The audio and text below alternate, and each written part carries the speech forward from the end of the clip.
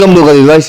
Social மீடியாவை open பண்ணாலே ஜனநாயக நியூஸ் பராசக்தி, ஜனநாயகம் 1000 கோடி அடிக்குமியா, பராசக்தி ஓடாதியா, ஜனநாயகம் படம் வந்து ரீமேக் படமியா, பராசக்தி ஒரிஜினல் கண்டன்டியா அப்படின்னு ஒரு சண்டை போட்டுட்டு வந்துட்டு இருக்காங்க.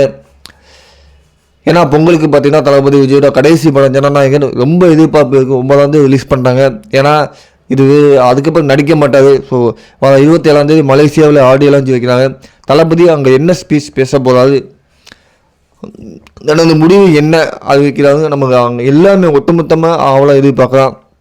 அதுக்குமே நடிப்பாரா இல்லை நடிக்க மாட்டாரா. அதே மாதிரி ஜனநாயகம் படம் 9ஆம் தேதி, 10ஆம் தேதி வந்து பராசக்தி படம் ரிலீஸ் ஆகுது. இதுதான் இப்போ பிரச்சனை முட்டிக்கிட்டு இருக்குது. 2 படம் ஒரே நாள் ரிலீஸ் ஆகலாம். தேட்டர் கொஞ்சம் சிக்கலாகும். ஏன்னா இது இங்கேயும் அரசியலில் கொண்டு வந்துட்டாங்க. ஏன்னா தளபதி விஜய் பெரிய கட்சி தலைவராகிட்டார். அந்த ஒரு வெறுப்பு காரணமாக தளபதி விஜய்க்கு தேட்டர் குழுக்கில் கொஞ்சம் பிரச்சனையாக இருக்கும். பிரச்சனை வரத்தான் செய்யும். தளபதி படத்துக்கு எந்த பிரச்சனையும் வந்தது இல்லையா, வரத்தான் செய்யும். பிரச்சனை இல்லாத தளபதி படமே கிடையாது. கண்டிப்பாக அதெல்லாம் எல்லா பிரச்சனையும் சரியாகும். அதனால் யாரும் வந்து சண்டை போட வேணாம்.